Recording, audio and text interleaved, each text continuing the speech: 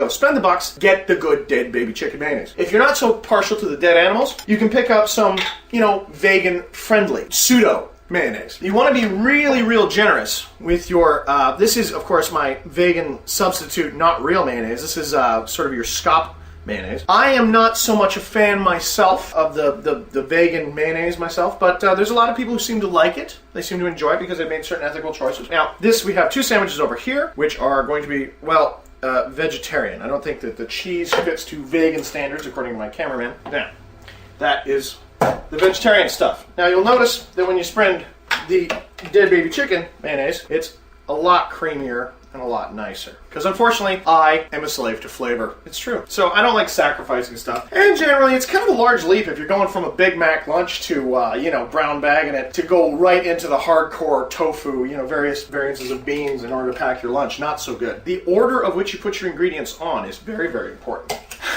Largely, off the top, I like to make sure that you put your meat or synth meat on afterwards. Now this here is not meat. This is some kind of a tofu variant of meat. Make sure you don't skimp on it. If you happen to like the way the stuff tastes, remember, you gotta like the way all this stuff tastes. If you don't like the way it tastes, you can't eat it. Now I always put the meat down because, especially if you have shredded meat, the mayonnaise or mayonnaise substitute will hold the meat in place. Put your meat on there because that's really where you're gonna be getting your protein from. Any extra, it's always handy to have yourself, a Gerber dog. So, moving down to the people who eat dead animals, I have some handy dandy dead pig here from the Black Forest. Now you'll notice that the mayonnaise seems to hold the shredded meat in place a little bit better the thicker it is. Squeal, squeal. And of course, a generous portion to the home defender. Then, following this, you look at this and go, okay, now your meat substitute. So far we got meat, mayonnaise, and we've got the bread. Now the other 2 things, you're going to need some sort of a leafy thing. Quite often people use lettuce. This is wrong. You must not use lettuce because lettuce has no nutritional value at all. So what you use instead of lettuce is spinach. Baby raw spinach. Very, very rich in protein, and you can bulk this stuff right up. Luckily, spinach is one of the few things that people who don't eat dead animals can eat. And when it's raw like this, it's actually super tasty, and it really adds to the sandwich. Now, last but not least, you want to make sure they put your cheese on. Now myself, I like mustard, and cheese, it's always good to go solid liquid, because it has to hold everything in place. So I put down mustard. So then, after that, you have your vegetarian, not vegan cheese. This looks like cheese, but it's not. It's some weird bean curd substitute that's made to look exactly like cheese and taste nothing like cheese. Load up on the cheese. Cheese is very tasty. For those of us who enjoy eating dead cow pus, we can have our cheese placed on our regular meat. Now, I don't like processed cheese because it's creepy, because it's like plastic. So I try to stay away from it. So once you get your cheese on there, this is largely the basis of your sandwich. Again, this is groundwork. So what we're going to do then is the process of combination. You just flip one over. Oh no, get it! There. You'll eat anything. 2 sandwiches A and sandwiches B. Now, of course, for your lunch, you're not going to want to just take it as such, so you're going to need a container of some type. The containers themselves are usually plastic. There's a bunch of different variances. You're not nuking it, so as long as it's fairly clean, you're okay. Stuff her in. Hard containers are better than soft containers because there's nothing worse than a squishy sandwich. The other cardinal rule is you do not pack a sandwich more than 24 hours before you intend to eat it. Packing a sandwich for Monday on a Saturday is a bad idea because the mayonnaise seeps into the bread and everything gets a little bit soggy and it's just not a refreshing experience. But once you get your sandwich together, you just tuck it in the fridge, you're good to go, and you've got a kind of a sneak preview of what is in store for you the following day. It's a simple art of making sandwiches. You make them all at once, assembly line fashion. It's not a problem. You can make, your lunch. You save a boatload of money. You eat healthy food that you enjoy. My name's Sean Kennedy, and I am the fucking man. Being a WOG, you understand you always train for worst case scenario. So upon consultation of your optics, you figure out that, whoa, hey, I'm totally surrounded. There's no hope of me ever getting away. So what you want to make sure is you got to protect your credit card numbers and all your personal data. The best way to do that is to assume that you can't protect your credit card numbers and all your personal data, so you destroy them. Now what I use Derek's Boot and Nuke. Why? Because it's free, and because it's good, and it does it to a military-grade destruction standard. They can get the data back, but they need to have government sponsorship to do it.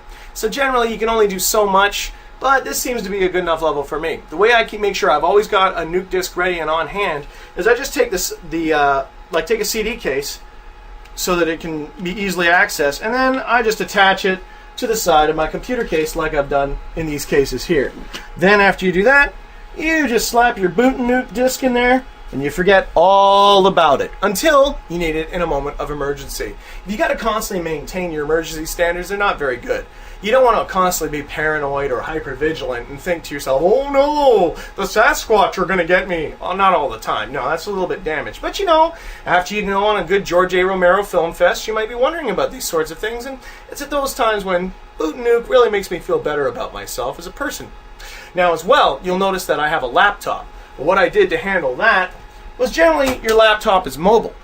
But I still have a boot and nuke taped to the underside of the laptop just in case I need it. Because even if you're on the fly, you got to make sure that you keep your data safe. After all, it is your data.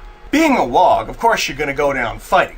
So the way you want to do this, make sure that you want to run away. You've already been bumped. You know you got to get out of here in order to be able to, keep track of what's going on. So you got to have a collection of bags kept by your computers called a crash bag. This is very different from an AWOL bag, as a crash bag is purely an emergency kit only bag. Now I use a MERS, which is of course my equivalent of a man's purse, where I keep all my essential data. This is my cell phone, my wallet, extra knife, maybe a glow stick, things like this, things that you want to have with you all the time. So I put that inside my MERS. So it's a given that your MERS should be kept near your computers, because that's really where your lifeblood is.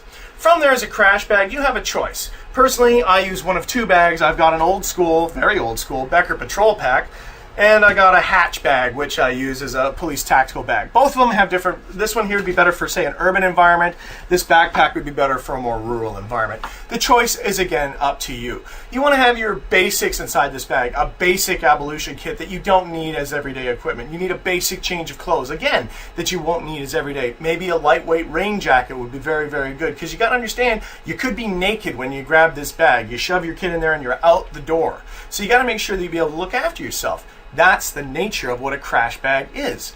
From there, it's all a matter of seeing how quickly you can get all of your data handled and get out your door. That's the drill. That's what you have to get to be second nature. A lot of people don't understand the importance of drills, and the reason why people do certain drills. Meaning that, in martial arts, you would punch and punch and punch, or do a combination of punches, so you'd be able to throw that combination out like it was second nature. The same thing is with an immediate action data disposal drill. All the WOGs should do these, because when this happens, you're never going to expect it. It's going to be an emergency. It's going to be a crisis, and you got to be ready to do that with your midbrain without even waking up. You should have half your data destroyed before you even know what's going on. That's the idea. And to do that, the only way you can do it is to drill yourself, and to keep doing drills until it becomes second nature. That's what WOGs do. We do drills.